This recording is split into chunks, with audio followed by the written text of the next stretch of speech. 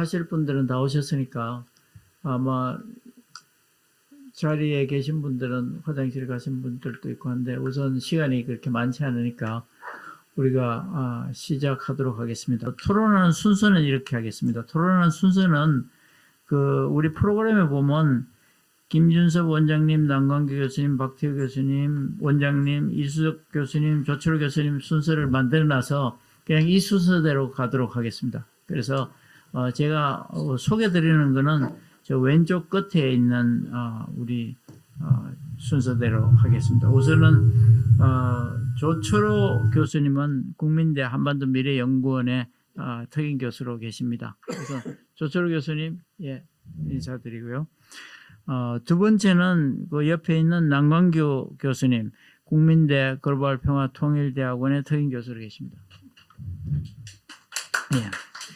그 다음에 세 번째는 김준섭 원장님, 통일안보융합연구원의 원장님으로 계십니다. 그리고 네 번째는 박태우 원장님, 자유총연맹의 자유통일연구원 원장님으로 계십니다. 그 다음에 맨 마지막에 이수석 특임 교수님은 국민대 글로벌 평화 통일대학원의 우리 교수님으로 계십니다. 자, 오늘 이렇게 다섯 분이 또 발제하신 거에 대한 동의 내지는 다른 생각 이런 걸 발표하면서 우리가 이 주제를 조금 풍성하게 만들었으면 좋겠습니다. 그래서 토론해 주시는 순서는 아까 제가 말씀드린 대로 김준섭 원장님부터 먼저 시작하도록 하겠습니다. 대체로 한 7분에서 10분 이내, 7분 이내로 해주시면 또 나중에 우리 송 장관님 또 한 10분 드려야 되니까 그렇게 해주시면 좋겠습니다. 네, 저기 송민순 장관님 아주 제 마음속에 있는 꼭 맞춤적인 그런 13가지 항목이 전부 정말 필요한 항목이고 어느 하나 묵과할 수 없는 사항이라고 생각합니다. 아주 고생하셨다는 말씀을 드리며 저는 질문 항목의 3번과 11번에 대해서만 제 생각과 그리고 장관님 가지고 계신 집필하시면서 느꼈던 대안이나 이런 것들을 한번 좀 뵙도록 하겠습니다. 3번 항목에서 한국의 안보의 최후의 안전장치는 있는가 이건데 제가 생각하기에도 북한의 핵 고도화는 결국에는 한반도 유사시에 미군 군사력이 전력 증강이 되는 것들을 사실은 파기 또는 못하게 하는 그런 목적의 하나라고 봅니다. 그래서 그 첫째가 핵 개발, 두 번째가 탄도미사일 투발수단 보강, 그리고 세 번째가 핵 탄두의 경량화, 그리고 네 번째가 지금 현재 진행하고 있죠. 핵동력 추진 잠수함이라고 하는 원자력 핵 추진 잠수함을 건조해서 태평양 연안에서 수중에서 작전을 감행했을 때 SLBM을 통해서 미국 본토를 공격할 때 할 수 있는 능력을 확보하고 그리고 나서 남북한의 전쟁이나 유사한 그런 도발 전쟁이 일어났을 때 과연 미국은 본토의 핵 투발이 떨어지는 것을 감내하고 한국을 지원할 것인가, 이런 핵 우산을 보호해 줄 것인가 라는 측면에서 상당히 깊이가 있는 말씀이라고 생각합니다. 물론 저는 아니라고 생각을 합니다.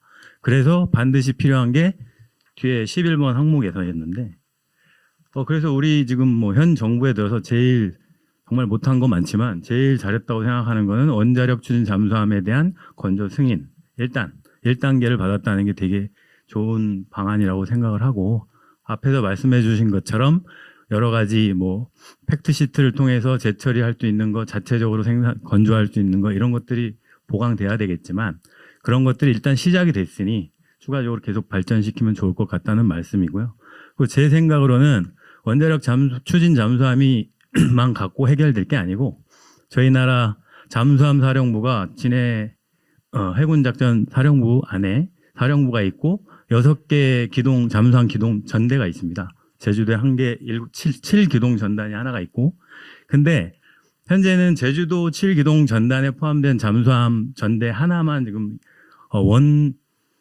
원양에서 작전할 수 있는 작전 범위나 활동권을 가지고 있고 나머지는 지금 다 국내에서 진해에 모여 있습니다. 그래서 발전 방안을 다른 데 가도 제가 꼭 말씀드리는 건데 동서남해 해군 함대 작전 사령부 안에 그 잠수함 작전 기동 작전 사령부를 두고 거기에 전대를 추가적으로 배치해서 삼면이 바다로 둘러싸인 우리나라가 핵추진 잠수함 능력을 좀 더 그 다방면으로 확대해야 될 필요성이 있다라고 저는 말씀을 드리고, 그리고 마지막으로 하나는 북한이 두 국가론을 가지고 나와서 이제 적대적인 관계로 발전시키는 가운데 뭐 오늘이 될지 당장 다음 주가 될지 2월 초가 될지 이제 9차 당대회가 예정돼 있습니다. 거기서 분명히 8차 당대회와 다르게 여러 가지가 개정이 되거나 뭐 할 텐데, 제가 바라보는 거는 우리나라가 지금 이 정부가 끌어낼 수 있는 유일한 그 좋은 담장 이웃으로 가려면 북한은 당에 의한 국가고 당 규약에 의해서 모든 것들이 실행되고 헌법보다 앞서고 있는데, 당 규약 서문에 있는 전 조선의 전 조선에서 있어서는 최종 목적이 인민을 이상이 완전히 실현되는 공산주의 사회 건설입니다. 그래서 이 당 규약에 명시된 최종 목적을 좀 완화시키거나 삭제하거나 이것이 먼저 선행되는 그런 정책을 좀 써야 그래도 좀 남북한이 화합할 수 있는 안전된 길로 갈 수 있는 그 길이 열리는 단계가 아닐까 이렇게 생각을 합니다. 그래서 제가 드리는 이 세 가지 부분에 대해서 우리 장관님께서 한번 의견을 말씀해 주시면 감사하겠습니다. 나중에 우리 다 토론하시고 그러고 나서 뭐 요약해서 한번 또 토론을 하면 좋겠습니다. 자, 두 번째는 남건규 교수님이 토론해 주시죠.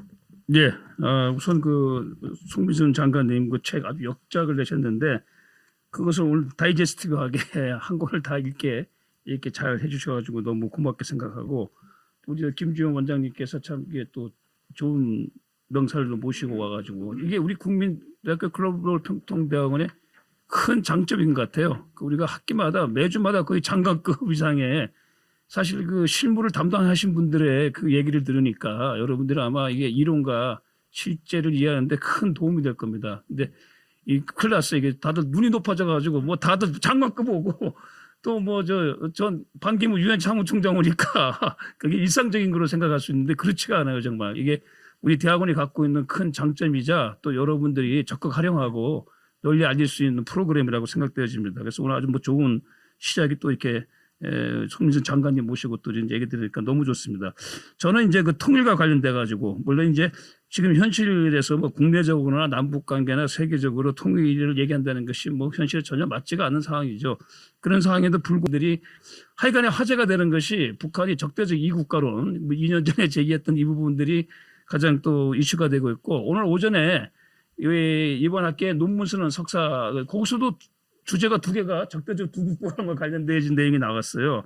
그래서 김정은이 얘기한 적대적 이국가론에 대한 우리의 대응, 이 부분에 대해서 좀 약간 궁금한 부분들이 있어가지고 저는 이제 토론문을 작성을 했는데, 아시다시피 이제 북한은 그 김일성, 그러니까 북한이라는 국가가 생긴 이래 그 체제의 정당성, 더구나 이제 3대 세습까지 하면서 국가의 그 정당성을 항상 통일과 민족을 뒀단 말이에요. 그렇죠. 이건 생명과 같은 건데 이걸 가지고 김정은이 부정하고 남북한은 같은 민족이 아니다, 통일을 하지 않겠다라고 하는 얘기는 어떻게 보게 되면 할아버지 김일성, 아버지 김정일의 정체성을 부인하는 것이다. 이거는 더 나아가서는 정말 북한 체제의 정당성을 완전히 그 손자가 부정하는 어떤 반역적인 노선이라고 우리가 볼 수가 있거든요.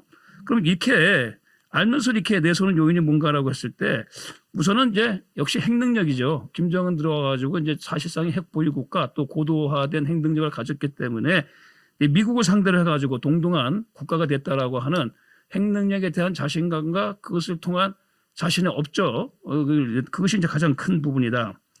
두 번째, 따라서 그 핵능력을 바탕으로 해가지고 그 전까지는 북한이 핵 개발했을 때는 외세로부터 한반도를 보호하기 위한 장치라고 했어요. 그 안에는 남한도 들어가는 거였습니다. 그런데 이제는 뭐예요? 적대적 남북 관계니까 여차하면 남한에 대한 핵 사용도 우리가 여지를 두겠다라는 것이죠. 그러니까 결국은 핵 압박을 통한 무력 통일의 여지도 두는 그런 방향의 또 노선이라고 볼 수가 있고, 세 번째가 북한과 러시아가 사실 이제 군사 동맹이 거의 복원되어진 상황이잖아요. 그런 점에서 이 신냉전 구도 심화 확대, 또 그런 점에서 북한의 국제 진영 능력을 강화하기 위한 뭐 그런 차원에서 적대적 이국가론이 나온 것이 아닌가. 물론 이제 내부적으로는 이제 북한 체제 결속과 함께 북한 주민들로 하여금 이제 또 김정은의 어떤 업적을 최대치로 그동안 우리가 내적으로 활용하려고 하는 그런 부분도 있겠죠. 자, 그런 점에서 북한이 사실상 그동안 우리가 북한의 그 통일 방안은 고려 연방제잖아요. 일국 이체제에 그러는데 그래서 여기서 김정은이 통일과 민족 개념을 포기했다. 그럼으로써 북한의 통일 노선과 반대되는 방향이다. 뭐 이렇게 겉으로 보게 되면 그렇게 볼 수 있지만은 저는 그건 좀 섣부른 해석이다라는 얘기예요. 그러니까 제가 앞에서 얘기한 것처럼 핵 사용 가능을 바탕으로 해서 남한에 대해서 아예 그냥 노골적으로 핵으로 위협을 함으로써 정말 북한으로 하여금 북한이 주도하는 통일을 하겠다는 역설적인 어떤 표현이다. 저는 그렇게 보는 거예요. 이걸 가지고 북한 체제의 보호를 위한 수세적 차원에서의 이국가론이라고 얘기를 하고 있지만은 저는 오히려 이것은 방법을 달리한 전술을 달리한 북한의 적극적 통일론이 적대적 이국가론 또 그 배경에는 핵 능력 더구나 여차하면 남한에 대한 핵 사용도 하게 불사하겠다. 그런 점에서 북한이 이제 그 장거리 미사일은 이제 최근 몇 년간 사용하지 않았는데 최근 4년간 단거리 미사일은 쭉 발사했어요. 근데 그 타깃은 범위가 한반도 범위이기 때문에 뭐 그런 점을 가지고 상징적으로 보여주는 것이 아닌가 이렇게 보는 겁니다. 자, 이것이 이제 북한의 입장이라 그러면 문제는 이런 김정은이 적대적 이국가론 얘기하니까 2년 전인가 그럴까요? 그때 2주 뒤에 남한에서도 이에 동조하는 공식적인 그 모임이 국회 내에서 있었어요. 국회에서 국회의원이 주도한 세미나에서 참석한 시민단체 또 뭐 전문단체에서 그거 지지하는 그러한 있었습니다. 또 그걸 지지하는 국회의원 선명도 있었어요, 실제. 참 남한 사이가 어쩌다 보니까 이런 상황까지 갔는데 그러니까 이게 평화 통일은 무력 통일은 이 북한의 어떤 정치 노선, 통일 노선에 그 동조하거나 실제 그걸 액션으로 동원되어진 대중적 규모가 상당히 무시할 수 없는 부분까지 왔거든요. 그런 점에서 사실 지금 우리 사회 내부가 북한의 연방제 이전까지 북한의 통일 방안이라 할 수 있는 이것이 벌써 이미 오랫동안 뿌리 박혀가지고 사실상 이게 여통에서 날 수 있는 내적 기반이 확보되어 있는 상황입니다. 거기에다 플러스 알파 핵을 통해서 남한을 무력 압박함으로써 오히려 북한 주도의 통일을 하겠다는 그런 의미로서의 적대적 이국가론이 보다 더 북한의 내심이 아닌가 이렇게 보여집니다. 그런 상황 속에서 새 정부가 출범하고 이제 정동영 통일부 장관이 북한의 적대적 이국가론에 대해서 내세운 논리가 평화적 이국가론이에요. 그 적대적이라는 용어를 평화적이라는 용어로 대체했는데 이건 그냥 용어 혼란일 뿐이지 기본적으로는 이 김정은과 동일한 기조도 해석되어질 수밖에 없는 그런 부분이다. 그런 점에서 지금 김정은이 얘기하는 적대적 이국가하고 지금 우리 통일부 장관이 얘기하는 평화적 이국가론의 차이가 무엇인지에 대해서 저는 잘 이해가 안 가기 때문에 이 부분에서는 정동영 장관이나 통일부에서 입장 표명이 필요하다고 보여집니다. 물론 보도에 나타난 거에 의하면 이제 뭐 평화 공존을 얘기하는 거겠죠. 평화 공존을 얘기하면서 그런 의미에서 현실적으로 남북한이 두 개 국가니까 뭐 평화 공존을 유지하면서 이렇게 실질적인 그런 의미로 해석을 하고 있지만은 그러면 이게 사실 우리나라 통일 방안에 보게 되면 3단계 통일 방안에서 두 번째 남북연합제 상황에서 이 적합한 얘기거든요. 그때 보게 되면 사실 두 체제의 병존 기간은 우리 통일 방안으로 제시하고 있어요. 그러면 그걸 얘기를 하려면은 1단계인 평화적 남북 교류 또 그 안보 위협이 해소돼야 되거든요. 이런 부분을 얘기하면서 평화적 뭐 두 국가 공존론을 얘기해야지.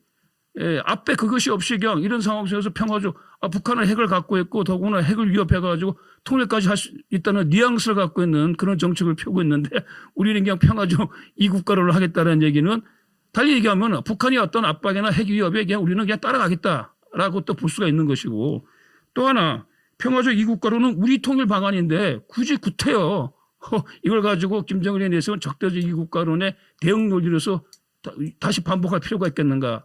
그런 의미에서 이런 부분에 대한 좀 정리되어진 입장이 정부나 통일부에서 필요하다라고 하는 제 개인적인 생각입니다. 예, 이상입니다. 예, 남 교수님 고맙습니다. 이 적대적 두 국가론 뭐 아마 더 말씀하실 이야기가 있으실 것 같습니다. 우리 송 장관님 말씀하신 책에 보면 그 무화과 나무 잎 같은 존재일 수도 있다. 뭐 그렇게 말씀하시는데 나중에 뭐 설명 한번 들어주시고요. 자, 세 번째 토론은 박태우 우리 원장님 이어해 주시겠습니다. 장관님이 그 평생 외교안보 분야에서 소중하게 축적한 경험을 오늘 굉장히 의미 있는 분석으로 저희들한테 들려드려서 감사의 말씀드리겠습니다. 근데 저는 장관님 말씀 들으면서 제가 이제 머릿속에는 과연 대한민국의 현대 민주주의가 우리가 통일을 이야기할 만큼 건강하고 정착 교과에서 나오는 민주주의 이론처럼 작동하고 있는 것인가, 이런 생각을 해봤고요. 또 한방이 없는 대한민국, 왜 한방이 없는 것인가.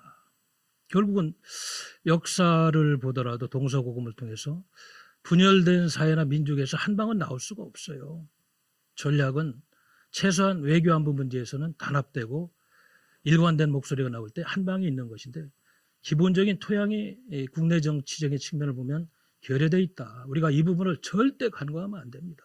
그런 의미에서 소중한 경험을, 정책을 꽃피우기 위해서는 지금 다른 무엇보다도 대한민국의 외교안보 정책을 위반하고 또 여론을 만들고 있는 국회가 과연 이러한 일을 성공적으로 우리가 이루기 위해서 무엇을 해왔는가.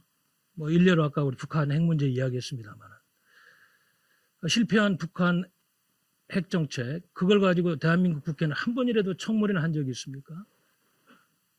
의견은 분분하고 뭐 소위 우리 사회에서 이야기하는 좌와 우의 관점에서 여러 가지 다른 이야기들이 있는 문제, 이런 걸 보면은 지금 우리 대한민국은 외교안보 문제에 있어서는 매우 좀 어려운 시점에 있는 것이 아니냐, 이런 생각을 해봅니다. 그러면 2026년도라고 과거의 대한민국 그 남북관계 개선 전망하고 뭐 크게 차이가 있겠습니까? 글쎄요, 뭐 신냉전 구도에서 과거의 냉전 구도를 되풀이하고 있는 현실 속, 또 트럼프 콜로럴이라는 내셔널 시큐리티 스트래티지에서 이번에 나온 여러 가지 그 트럼프 행정부의 안보 정책 방향을 보더라도 트랜잭셔널 리얼리즘, 거래적 현실주의에 의해서 모든 틀을 다시 따고 있는 미국의 행정부의 정책을 보면은 지금 한반도 정책에 있어서도 앞으로 가치에 기반한 동맹 정책보다는 거래주의에 입각한 과거 북한과 미국이 접근했던 통미봉남에 가까운 이런 정책도 재현될 가능성이 있고요. 이런 측면에서 본다면 과연 현재 이재명 정부가 지금 추진하고 있는 대북 과외론이 작동할 수 있는 여지는 있는 것이냐, 이 신냉전 구도에서 다시 한번 우리가 크게 한번 좀 질문을 해봐야 될 것 같습니다. 또 지금 한반도 문제의 가장 큰 변수는 역시 미중 관계 아니겠습니까? 미국의 한반도 정책, 그리고 중국의 한반도 정책이 대만 해협과 맞물려서 어떤 방향으로 전개되느냐. 여기에서 우리 외교부나 우리 국회, 우리 국민들이 만드는 변수는 종속적일 수밖에 없다. 왜? 분단 국가이기 때문에. 북한의 핵을 갖고 있지 않다면 얘기가 다르겠습니다. 이미 핵 보유 국가로, 디팩토 뉴클리어 파워 스테이트로 다 이미 인정하고 있잖아요. 미국의 공화당이나 민주당 정강 정책을 보면 이미 북한의 비핵화 문제는 빠져 있습니다. 이 얘기는 뭐냐면 이미 북한은 핵 보유 국가로, 트럼프도 그렇게 이야기하잖아요. 사석에서는 인정되고 있는 상황에서 과연 우리가 취할 수 있는 그런 여지가 얼마나 되느냐. 또 앞으로 이제 트럼프 행정부에서 핵 군축 협상론으로 실질적으로 한반도 문제를 타개하러 갈 때 우리가 갖고 있는 카드가 무엇이냐. 이런 걸 보면은 지금 대한민국 국민들이 고민해야 될 여러 가지 과제가 있습니다만은, 그 왜 와싱턴은 서울을 바라볼 때 우리가 아까도 얘기했습니다만은 뭐 와싱턴 선언도 나왔고 그다음에 핵 추진 잠수함 나왔습니다만은 왜 원자력 협정 개정 이야기를 하지 않고 있느냐? 왜 그러냐? 왜 와싱턴은 물론 미국의 동아시아 전략, 큰 인도 태평양 전략에서 나오는 핵 전략이 있지만은 왜 와싱턴은 서울을 아직도 불신하고 있느냐? 핵심적인 동맹국가로서. 미국의 한반도 정책, 또 중국의 한반도 정책, 이런 큰 틀 속에서 조금만 좁혀서 와싱턴은 왜 대한민국이 핵을 가지려고 할 때 왜 반대하는 그런 지형이 더 커지고 있느냐. 이거는 우리 대한민국의 정치권에 문제가 있는 거예요. 뭔가 불신을 주는 거예요. 대한민국이 영원한 동맹국으로 남고 미국과 함께 가겠다는 그런 신념만 있다면 원자력 협정 벌써 개정했을 겁니다. 아마도 왜 이렇게 되는지 한번 우리가 근본적으로 고민을 좀 해봐야 되는 것 같고요. 또 아까도 말씀 올렸습니다만은 남북 문제라든지 이러한 외교안보 문제에 있어서 과연 대한민국의 지도층이나 정치권은 우리 대한민국이 합의한 헌법 이전에 합당한 그런 정책들을 취해왔고 오직 국가와 민족을 위해서 국가의 안보 이익만을 위해서 그런 이야기를 해왔고 그렇게 해왔느냐 냉정하게 평가할 시점이다. 그래서 지금 국제정치적인 외부 요인도 어렵습니다만은 우리 대한민국이 지금 국민들이 느끼고 있는 우리 대한민국의 남남 갈등의 현상, 정치권의 무능, 그리고 당파적인 외교안보 정책의 추진 이런 것들이 더욱더 꼬이게 하고 있다. 그래서 우리가 지금 남북관계 전명을 이야기할 때 동서독의 사례에서 많은 걸 배웁니다만은 가장 기본적인 통일교육이라든지 미래 역사 교육에서도 뭐 통일해서는 뭐하냐 국민들이 왜 통일을 해야 되는지도 지금 합의되지가 않고 뭐 통일해서는 뭐하느냐 뭐 비용만 많이 있다 아까도 말씀했습니다만은 북한 핵이 뭐가 나쁘냐 우리 것이 될 수 있는데 이런 황당한 이야기들 하는 이런 사회의 담론들이 여기저기서 돌아다니는 거면 대한민국은 지금 매우 큰 위기에 있고 아까 이야기했던 것처럼 우리 내부의 문제부터 냉정하게 성찰하고 담론에서 끝일 것이 아니고 대대적인 현실주의에 기반한 통일 문제의 인식부터 또 앞으로 한미동맹의 전대화 문제에서 이번에서 나왔습니다마는 미국을 보는 확고한 이런 시각의 재정립 그리고 중국 공산당이 그동안에 한반도에 전개한 영향력 공작에서 대한민국이 얼마나 지금 친중 쪽으로 흘러가고 미국은 그걸 막기 위해서 얼마나 많은 변수를 또 앞으로 만들 것인지 이런 가장 현실적이고 구체적인 이러한 많은 변수들을 점검해야 된다. 저는 이런 말씀을 드리면서 토론을 마치겠습니다. 고맙습니다. 예, 고맙습니다. 우리 국내 그 분열된 정치적 현실이 우리를 더욱더 아프게 한다는 그런 목소리였습니다. 나중에 또 덧붙일 말씀이 있으실 걸로 보고 다음에 이어서 이수석 우리 교수님께서 토론해 주시겠습니다. 예, 감사합니다. 보통 명사특강 그러면 한 1, 20분 지나면 졸기가 마련인데 오늘은 저도 1시간 하시는데 한 번도 안 졸고 우리 학생들도 보니까 한 번도 안 졸았어요. 그만큼 아주 흥미진진하고 본인의 또 경험담 그리고 또 이론 철학 이런 게 담겨 있어서 정말 졸 새가 없었어요. 그냥 귀를 쫑긋하면서 사실 화장실 가고 싶었는데 이 가는 사이에 어느 파트를 놓칠 것 같아요. 왠지 북한 파트 놓칠 굉장히 그런 생각이 많았던 오늘 우리 송 장관님의 강연이었습니다. 제가 아까 오늘 아침에 국민대 오면서 엘리베이터를 탔는데 저 엘리베이터 안에 학생들이 많이 타더라고요. 저 혼자 이렇게 있고 나머지 학생들은 전부 다 중국말로 얘기하더라고요. 그래서 내가 순간 무슨 얘기 들으면 갑자기 북한이 우리를 쉽게 공격을 못 하겠구나. 이렇게 중국 사람들 얘기 많이 와 있으니까 저는 순간 그 생각이 갑자기 들었어요. 그래서 야 이게 북한 도발을 막으려면 아까 우리 장관님 얘기한 좋은 이유 중국하고도 많이 교류해서 중국 사람이 어쨌든 우리 한국의 서울에서 좀 많이 있고 미국 사람도 좀 많이 와 있고 그래서 국제 교류를 원활하게 하면 되겠구나라는 그런 생각을 했습니다.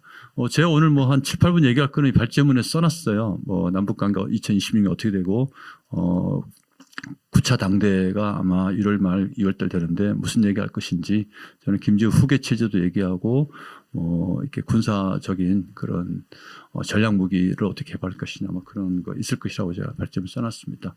아까 우리 김재원 원장님께서 이렇게 이 발제문 송민순 원장님 발제문에 대해서 좀 건설적인 비판 혹은 뭐 토론할 거를 제공하시라고 했는데 저는 뭐 딴 거보다도 순간 저는 10번하고 12번 생각이 들었어요. 10번이 좋은 담장 좋은 이웃 또 정상적인 이웃. 근데 말씀이 맞는데 과연 우리 1600년도 국제 외교 유럽의 외교가 생긴 그 이후부터 과연 정상적인 좋은 이웃이 존재했던 시절이 있었는가?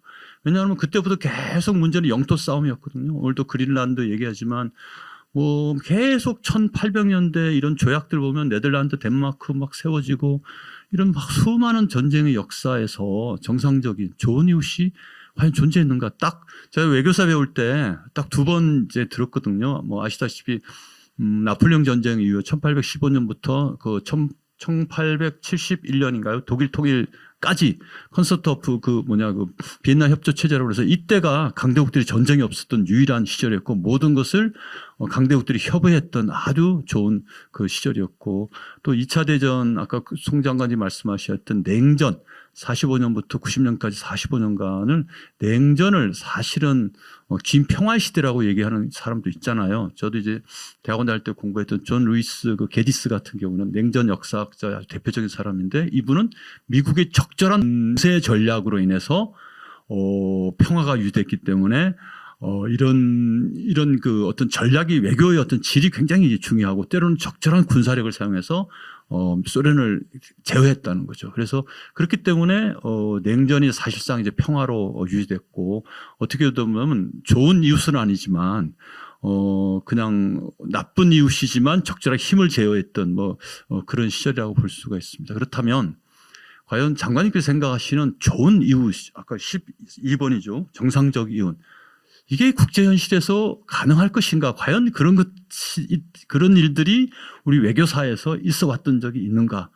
없다면 우리가 어쩌면 새로 만들어야 되는 그런 시점인데 불행히도 우리 주변에 있는 러시아, 중국은 특히 일본도 마찬가지입니다. 지금은 평화주의 국가로 했지만 불과 7, 80년 전에는 정말 제국주의 정책을 추구했던 나라고 러시아, 중국도 지금도 패권 국가를 넘보고 있는 제국주의 정책을 시행하는 아주 세계적으로 대표적으로 제국주의 침탈 국가인데 이런 국가들 사이에 끼어있는 우리가 정말 이들을 정상적인 이웃으로 만들 수 있을 것인가? 그러면 어떤 전략을 수립할 것인지 제가 아직 책은 후반부를 못 읽어봤습니다. 아마 이 내용에 충분히 있으라고 생각하는데 그 부분에 대해서 좀 설명을 해주시면 감사하겠습니다.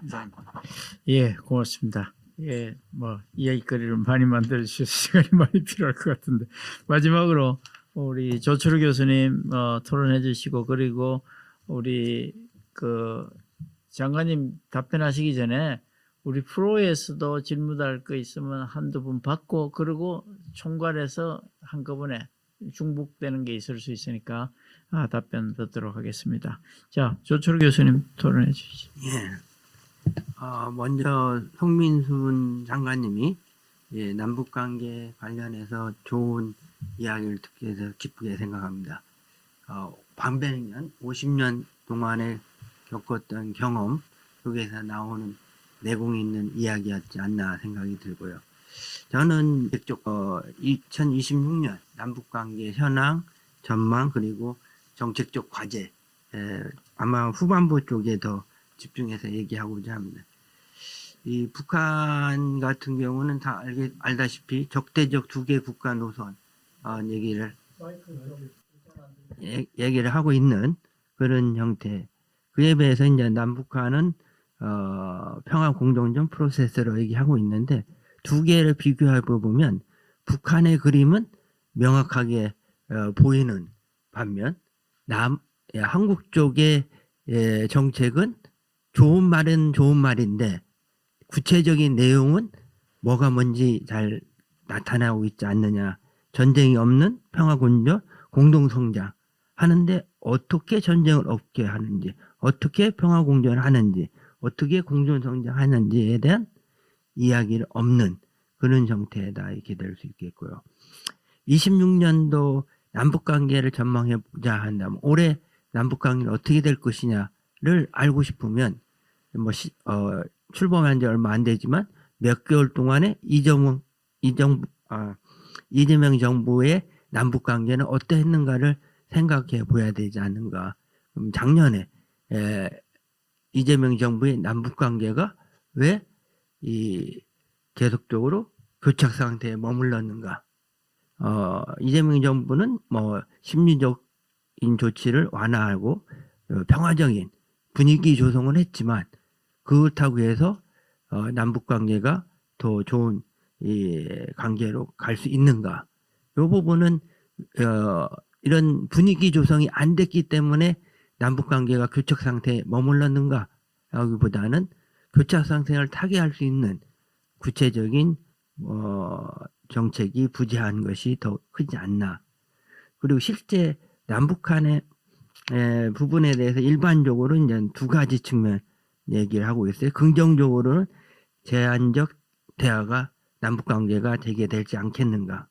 두 번째, 부정적으로 구조적인 교착이 지속되지 않겠는가 하는데, 저 자신을 볼 때는 긍정적인 것보다는 부정적인 쪽이 더 가깝지 않느냐. 여기는 민족이라든가 통일에 대해서 개념을 삭제시켰는데 한국 입장은 어떤 입장을 갖고 있는지, 두 개의 국가를 하는데 거기에 대해서 어떤 입장을 갖고 있는지를 명확하게 제시되지 않는 상태에서는 단지 평화적인 분위기 조성만으로서 남북관계가 진전되는 건 아니지 않겠는가. 대신 북한 쪽 입장에 볼 때 저 같은 경우는 이제 두 개 국가로 제시한 것 자체가 상대적으로 현상을 유지하는 입장에서 본다는 측면에서 도발적인 군사적 도발 같은 것은 좀 크지 않지 않겠나 이렇게 생각이 되고요. 그랬을 때 남북 관계를 좀 더 진전시키기 위한 정책 방향을 어떻게 가져가야 될 것인가 할 때, 첫 번째 남북 관계에 대해서 보는 시각, 입장을 좀 정리할 필요가 있지 않는가. 실제 뭐 이재명 정부 출범 당시 할 때도 뭐 국방부와 통일부에서 주적 개념에 대해서 서로 상의한 부처 간의 모습을 보이는데, 이런 부분에서도 북한을 어느 쪽 입장에서 보고 있는가, 보야 되는가 하는 부분에서 안보 입장이냐, 평화 입장이냐, 민족 입장이냐, 북한이 민족이나 통일에 대해서 삭제시킨다고 하면 거기에 대한 이 정부의 구체적인 정책 대응은 무엇인가 할 때 다시 한번 남북관계에 대한 근본적으로 어떤 시각에서 볼 것인가를 고민해 봐야 되지 않는가 이런 생각. 적대적인 두 번째, 이 적대적 남북관계에서 비적대적인 남북관계로 전환시키기 위해서는 어떻게 될까? 평화적, 평화 공존적 두 개 국가론 얘기했는데, 그 내용에 들어가 평화 공존한다는 부분에서는 별다른 이의가 없지만, 구체적으로 그 안에 들어가서 어떻게 평화 공존을 이루는 것인가에 대한 명확한 그림이 보이지 않지 않느냐. 북한의 핵 문제, 핵 보유를 인정한 상태에서의 평화 공존인지, 아니면 한반도 비핵화로 된 평화 공존인지. 다음에 두 번째 부분 같은 경우는 정치 체제, 그 다음에 군사적인 위협, 서로 다른 정치 체제가 어떻게 평화 공존하고 군사적 위협이 존재하는 속에서 어떻게 평화 공존을 가야 되는지, 그 구체적인 그림을 좀 더 고민하고 만들어갈 필요성이 있지 않나 이런 생각이 듭니다. 이상으로 마치겠습니다.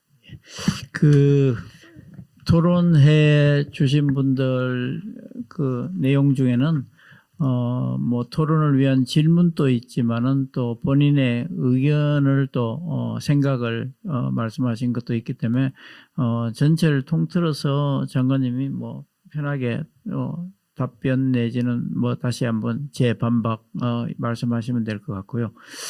우선 우리 프로에 계신 분들 중에 나 요거 오늘 질문 안 하고 가면 오늘 잠을 못 자겠다, 그런 게 있으면 한두 분 말씀하시는 걸로 하겠습니다. 누구 토론하실 분들이나 질문하실 분은 소속 말씀하시고 이야기해 주시면 좋겠습니다. 손 들어주시면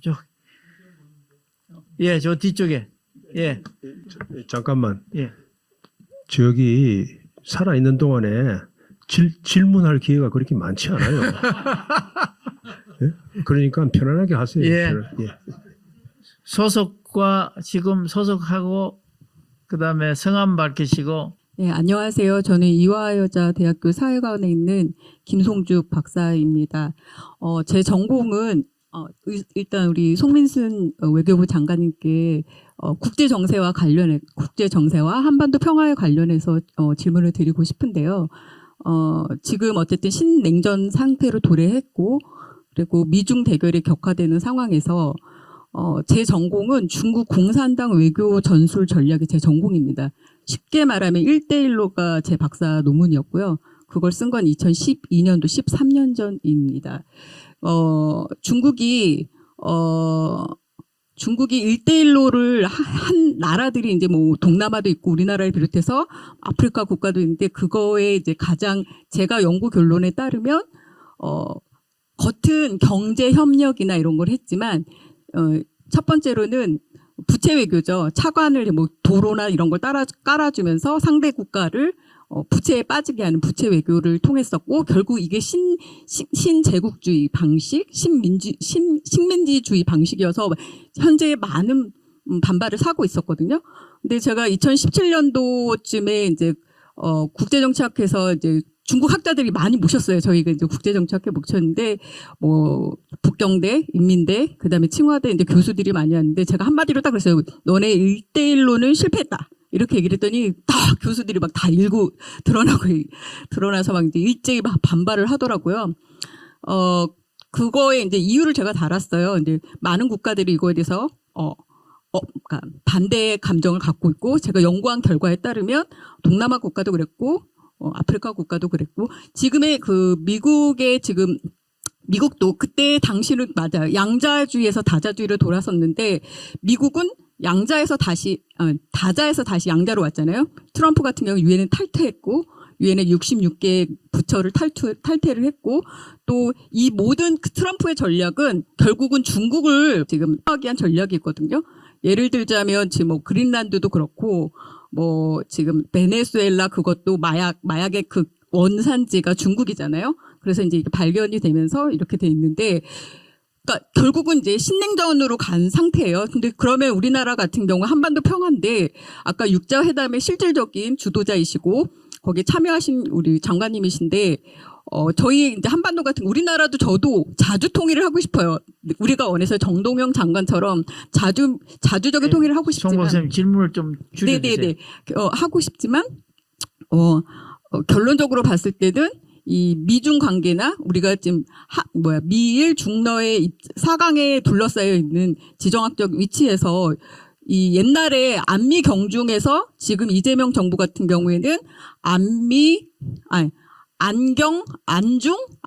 경중으로 지금 가고 있는 그런 상태 같아요. 예를 들면 서해 같은 경우에도 공동 수비를 하자. 중국하고 공동 수비를 하자 이렇게 얘기를 했었고 그런 면에 있어서 이제 그러면 한미동맹을 또 어떻게 서해 그 한미 훈련 같은 게 있을 거 아니에요. 그런 여러 가지들이 있는데 그럼 우리 같이 지금 이 상황 신냉전 상황에서는 장관님께서는 그럼 미국으로 가야 되겠습니까? 아니면 중국으로 가야 되겠습니까? 우리의 입장을 어디로 가야 되는지 좀 그거를 아니면 과연 이 상태에서도 안미 경중으로 가야 되는 건지 아니면 안중 경중으로 가야 되는 건지 그런 거에 대해서 한번 여쭈어 보고 싶습니다. 네. 자, 질문 하나 나왔고요. 또 우리 김계리 박사님. 예. 예, 하세요. 안녕하세요. 저는 이제 작년에 이화여자대학교에 북한학에서 박사를 받은 북한 이탈 주민 김규리라고 합니다. 오늘 좋은 강의 해주셔서 너무 잘 들었고요. 감사드립니다. 우리 질문은 10번 좋은 담장과 관련해서 좀 궁금한 게 있는데 좋은 담장의 정의를 아까 경계가 분명하고 계산도 분명한 것으로 말씀 주셨습니다. 그런데 이거를 생각을 해보면 담장이 아닐 현재 상태가 거래가 분명하고 계산도 분명한 나쁜 담장이 아닐까 싶습니다. 그런 차원에서 볼 때 그러면 우리가 좋은 담장이라고 할 적에 2018년 4.27 파문점 회담을 통해서 남북 정상회담을 통해서 막 통일이 되는 것 같았습니다. 그럼에도 불구하고 관계가 틀어졌을 때 2년 후에 우리 남북공동연락사무소가 폭파되고 김여정 같은 경우에는 이제 문재인 대통령한테 미국산 앵무새라던가 뭐 이런 어떤 비속어 같은 막말을 하고 있죠. 이런 상황에서 우리 현실주의적 입각해서 보면 좋은 담장이 과연 가능한가 이런 근본적인 의문이 들어서 그 부분에 대해서 설명 좀 부탁드리겠습니다. 고맙습니다. 저기 한 분 뭐 대학원생 중에 혹시 뭐 질문 예 질문 안녕하십니까. 예. 현재 국민대학교 글로벌 평화통일대학원에서 공부를 하고 있는 김관식이라고 합니다. 저는 사실 송민순 장관님의 책을 다 읽었는데 그 좋은 담장 좋은 이웃이라는 것은 결국은 송민순 장관님께서는 남북 기본합의서에서 이렇게 지정한 통일지향의 민족 내부 관계가 아니라 주권 국가 간의 관계를 구상하신 것 같습니다. 근데 제가 개인적으로 외교사를 공부해봤을 때 정치 세력들 간의 그러한 주권이 인정받기 위해서는 두 가지가 필요한 것 같습니다. 하나는 국제사회의 승인, 그다음에 두 번째는 힘의 균형이라고 이제 보는데 여기에서 이제 질문을 드리겠습니다. 이제 현재는 남북한의 교차 승인이 진행되지는 않고 있는데 향후 뭔가 역사적 기회가 왔을 때 북미 수교 혹은 북일 수교가 가능한지 그거에 대해서 송민순 장관님의 의견이 궁금하고, 그다음 두 번째는 힘의 균형 차원에서 일단은 현재 시점에서는 송민순 장관님께서는 잠재적 핵 능력을 확보하자 이렇게 나오셨는데, 만약에 동북아시아를 둘러싼 그러한 세력권 질서, 각 국가들이 세력권 그러한 이익들이 이제 충돌했을 때 만약에 일본이 핵무장에 나선다고 만약에 공표를 한다면 대한민국도 이것을 할 수 있을지 그거에 대해서 궁금했습니다. 이 두 가지 질문입니다. 이상입니다. 예. 자, 요 정도까지 하고 이제 송 장관님이 이게 전체를 아우러서 뭐 원투원으로 대답하시기는 시간이 많고 전체 중요한 거 이렇게 답변을 해주시면 좋겠습니다. 예, 여러분들 많은 관심을 가지고 질문해 주셔서 감사하고요. 그리고 여기 플로어에 계신 분들도 아주 예리한 여러 가지 날카로운 질문들을 하셨는데, 사실 요거 지금 제 생각에 지금 말씀하신 그 답은 좀 10초면 답변이 다 가능할 겁니다. 한번 보세요. 예, 거기 지금 이야기하신 거는 거기에 대한 1차적 답변은 다 있습니다. 1차적 답변은.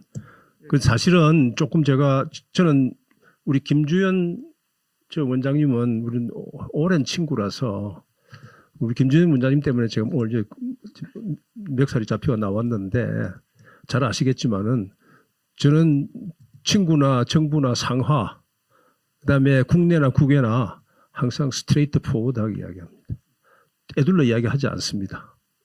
저는 사실 여기서 오늘 책을 한번 대충 다 보고 양파 껍데기를 지금 벗기는 게 아니고 한 번 벗기고 두 번째 양파 껍데기를 벗기는 토론을 생각을 했는데 책에 썼던 이야기를 그냥 다시 다 되풀이하려고 그러니까 약간 좀 사실은 힘이 조금 빠집니다만은 그럼에도 불구하고 우리가 오늘 이렇게 이 짧은 인생에 1시간대 항공 자리를 같이 했다는 건 엄청난 인연이기 때문에 제가 답변 드릴 수 있는 데까지는 최대한을 다해서 말씀을 드리겠습니다.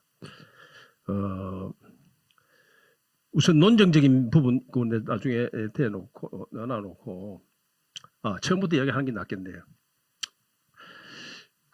이거는 책에 있는 부분이 아닙니다만 김준석 그 원장님 여러 가지 중에서 원자력 추진 잠수 믿지 않습니까? 요건 한번 좀 다른 각도에서 볼 필요가 있다고 생각을 합니다. 원자력 추진 잠수함.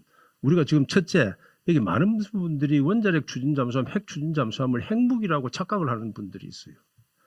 이거는 재래식 무기를 탑재하는 원자력 추진 잠수함입니다.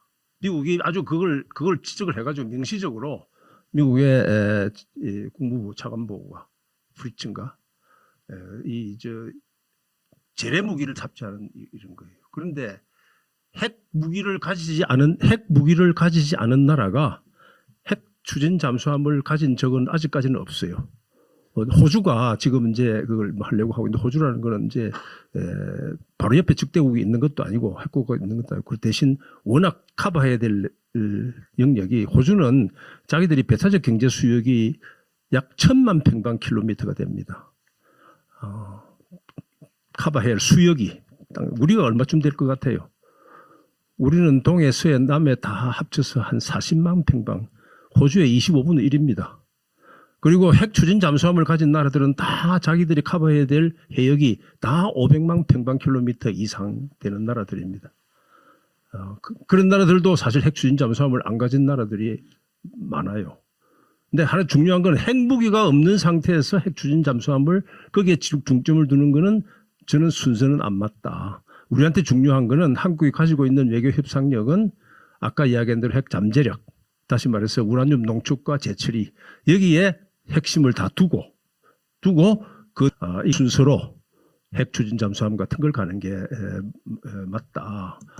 이게 이제 그 부분에 대한 제 코멘트이고, 그다음에 다른 부분은 뭐 제가 같이 동의하는 부분에 대해서는 따로 말씀을 드리지는 않겠습니다만은, 그다음에 우리 남광대 교수님이 이제 북한이 적대적 두 국가 이렇게 해가지고 김일성이 한 통일 이걸 갖다가 부인하는 이런 거라는 이제 평가가 있었는데, 저도 거기 동의합니다만은 한편 또 거기 보면은 그 북한이 적대적 두 국가 하면서 남한이 경우에 따라서는 북한이 남한을 한반도 전체를 완정하겠다 그렇게 말을 썼죠, 그죠?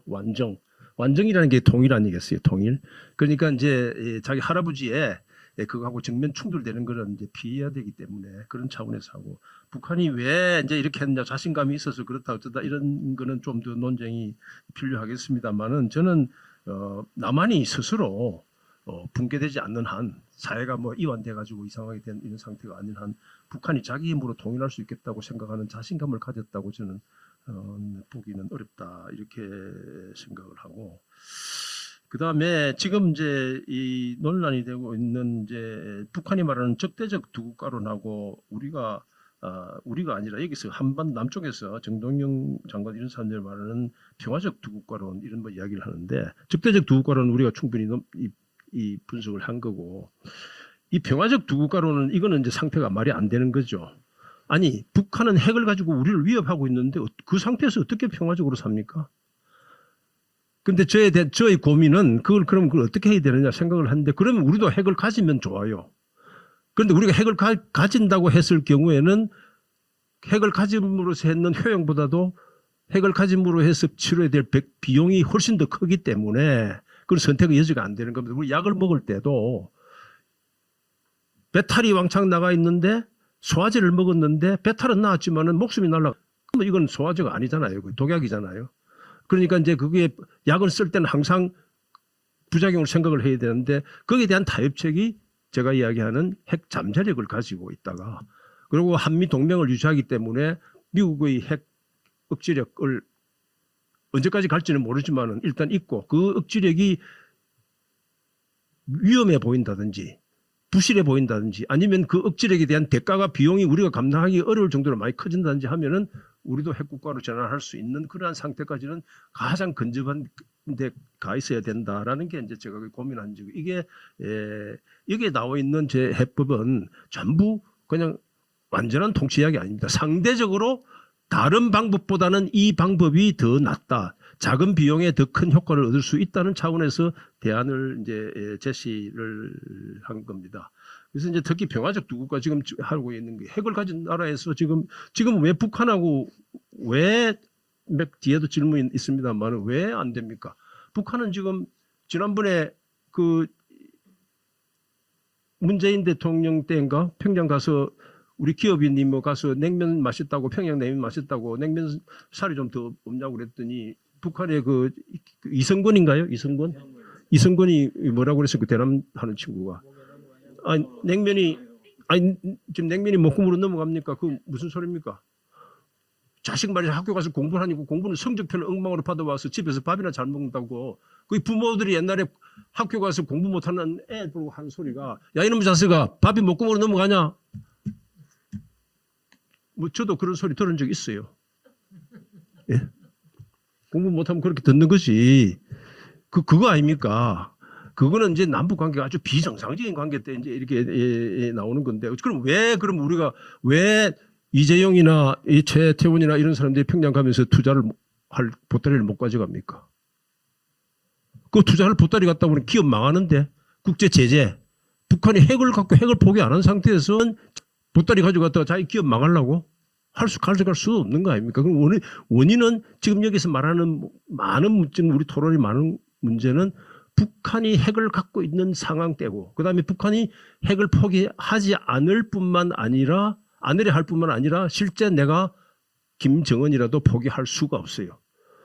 포기하지 않으려는 의지, 그리고 포기할 수 없는 상태, 이것 때문에 생기는 문제고, 그래서 제재 해제 안 되고, 제재 해제 안 되니까 남북 협력이 안 되는 거고, 남북 협력이 안 되니까 따뜻한 평화도 안 되는 거고, 그래서 평화적인 두 국가 이게 어렵다. 이런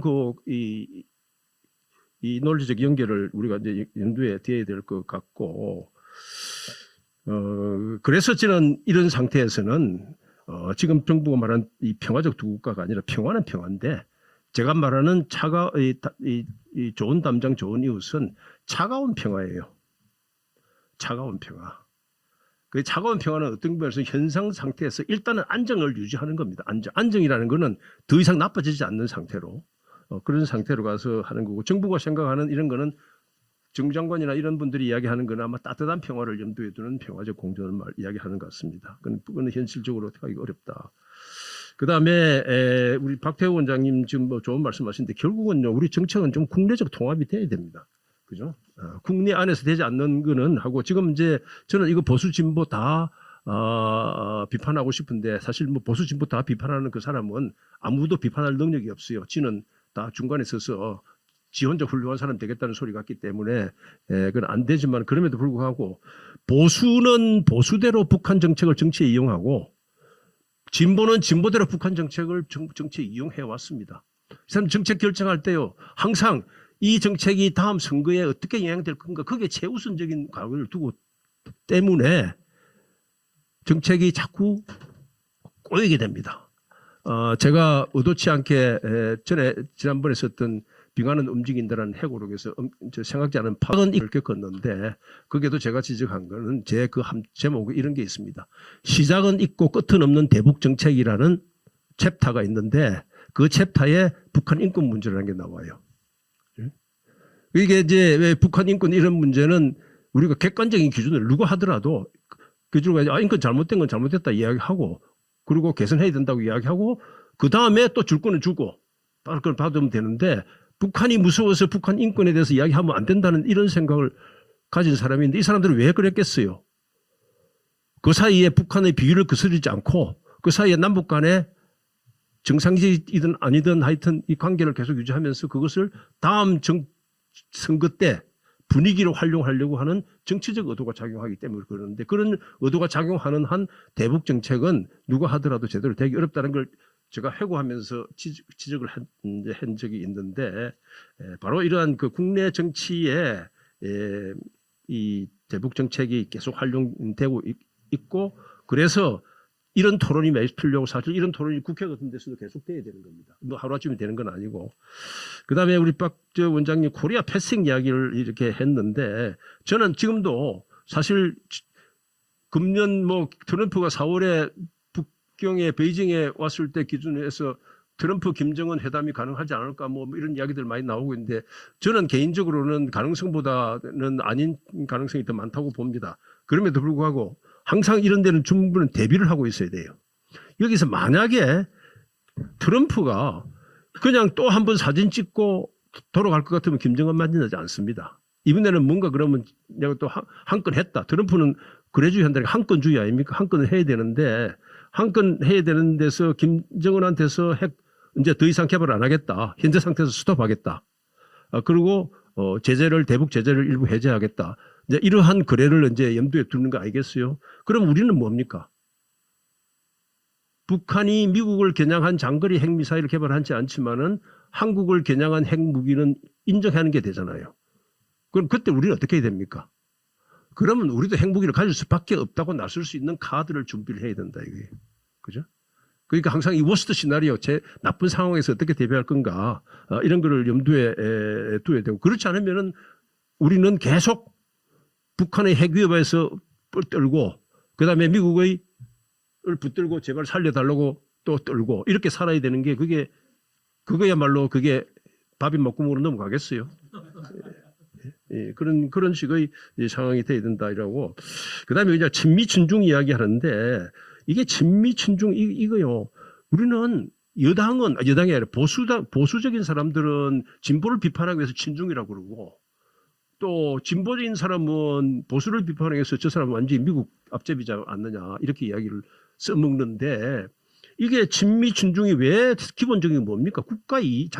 자기가 판단할 때 그게 나라의 이익이 맞았기 때문에 미국하고 좀 잘 지내보자.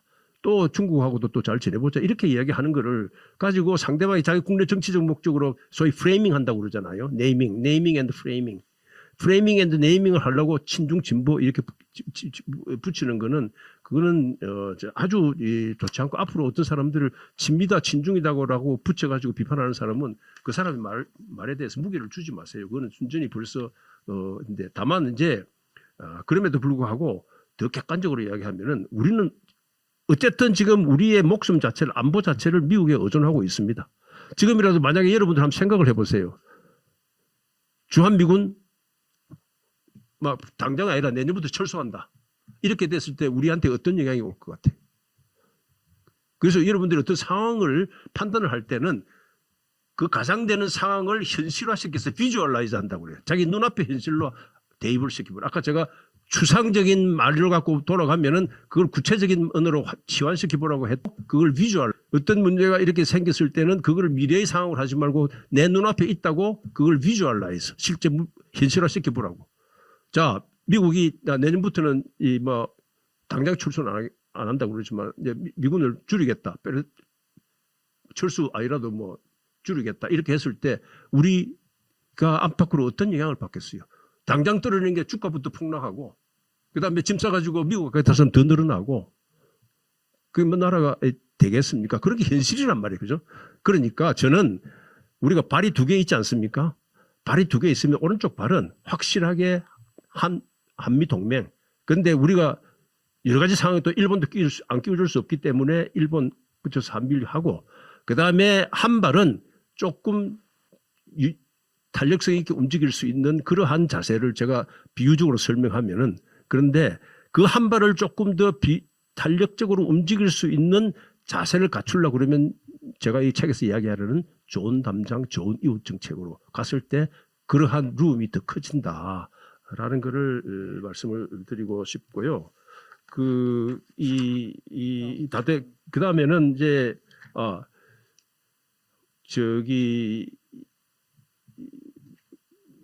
이수석 된 것 같고 책으로 일단 된 것 같고 그다음에 저출육에서 또 이게 제가 보니까 거의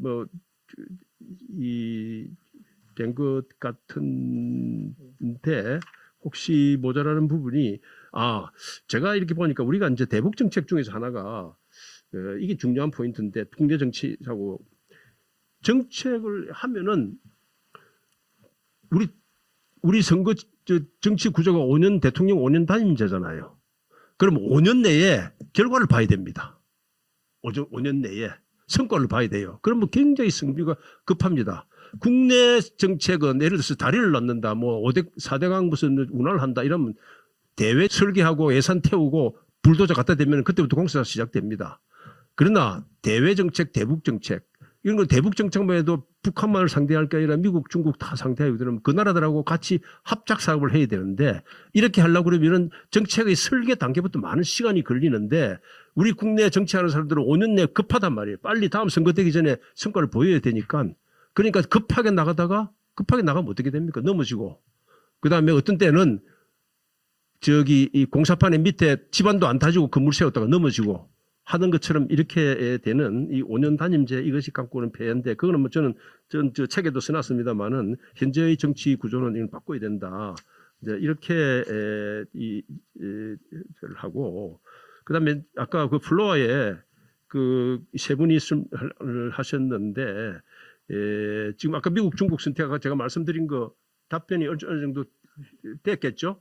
미국 중국 이야기를 하는 거는 그다음에 1대1로 이거는 이제 미국이 USAID라는 걸 통해서 이번에 트럼프가 없앴지만은 그렇게 해서 개발 원조하고 이렇게 했을 때는 미국이 최선진국이었다고 세계의.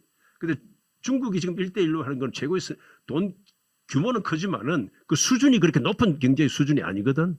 그러니까 그 수원국에 갔을 때 미치는 영향이 그하고 많이 달랐기 때문에 저는 1대1로가 성공한다 안 한다 모르지만은 당장 성공은 못했더라도 상당한 수명을 가지고 갈 겁니다. 중국이 갖고 있는 경제력 이런 것 때문에. 그리고 좋은 담장이 가능하냐 이런 이야기 아까도 질문 있었는데 제가 이 말하는 좋은 이 담장이라는 거는 내용은 아까 설명을 이미 드렸고 이 좋은 담장은 지금 있는 담장이 있잖아요. 지금 있는 담장은 이거는 안 좋은 담장이거든. 경계가 불명명하고 북한 사람들은 잘 아시다시피 우리한테 있는 정부에 있는 저기 남북협력기금 그거 자기 주머니 돈이라고 그래. 우리 국민들의 세금이 제가 잘하면 쓸 수 있다고 해놓은 걸 왜 내 돈이라고 착각을 하느냐. 그리고 제가 국제 무대에서 남북 대화의 무대 그리고 다자간에 사자회담이나 육자회담에서의 대화 이런 데서 나오는 북한 사람이 달라요. 남북 대화에 나오는 북한 사람은 남쪽은 대충 해도 된다고 생각을 하는 사람들이. 그런데 사자회담, 육자회담에 나오는 북한 사람들은 절대 그렇게 못합니다. 그리고 국제적인 규정, 국가 간의 기준 이런 걸 정상하게 지키기 때문에 그래서 그렇게 정상적인 관계로 가야 된다. 지금 남북 대화 차원에서 나오는 아까 냉면이 목구멍으로 넘어갑니까? 이런 이야기는 그게 만약에 정상적인 국가 사이에 그 있었으면 그 나라 관계 엄청난 파탄 납니다. 그거. 그죠? 이런 게 이제 좋은 담장으로 가야 된다. 이런 그 생각이고 그다음에 이 교차성인 했는데 이거 나 책 한번 읽어보세요. 왜 지금까지 정책이 실패한 부분이 교차성인 부분에 내가 자세하게 설명을 해놨습니다. 교차성인 거 한번 저 읽어 보시면 좋겠고 일본이 핵무장을 아까 마지막으로 했는데 일본이 핵무장을 했대 한국이 같이 핵무장 가는 거는 거의 투인으로 가는 거죠. 거의 쌍둥이처럼 그렇게 갈 수밖에 없다 이런 생각을 하고 그런 면에서 사실 미국이 북한의 뭐 지금 트럼프는 다릅니다만 그 전에 부시 바이든, 클린턴 다 이때까지 가장 중시하는 거는 북한 핵무기 문제를 잘못 관리했을 때 바로 일본의 핵무장으로 가고 그것이 완전히 핵확산으로 가는 그런 위험 때문에 거기에 비중을 많이 두었는데 지금 최소한 트럼프는 전술상으로 그러는지 그 부분에 대해서 굉장히 애매한 태도를 지금 취하고 있는 게 또 현실이다. 우선 제 이야기는 여기서 끝을 내겠습니다. 예, 고맙습니다. 이게 또 책 다 읽고 나서 뭐 한 몇 달 후에 다시 한번 모셔야 될지 모르겠네요. 하여튼 오늘 귀한 말씀 이렇게 짧은 시간에 정리해 주셔서 고맙고 제가 최근에 나온 저도 책을 뭐 열심히 읽는 사람 중에 한 사람이라고 저는 생각하는데 많은 책들을 읽었는데 외교안보 분야에서는 가장 잘 정제되고 중심이 잘 잡혀 있는 책이라 여러분들한테 아주 강추하는 바입니다. 그리고 옆에 친구들도 이런 공부를 하는 사람들은 다른 생각을 갖고 있더라도 한번 읽어보고 여기를 바탕으로 내 생각을 정리해가는 게 필요하겠다 그렇게 생각이 듭니다. 이왕 귀한 말씀 감사드리고 우리 박수로 마치고 또 다음 세션이 있기 때문에 여기서 마쳐야 될 것 같습니다.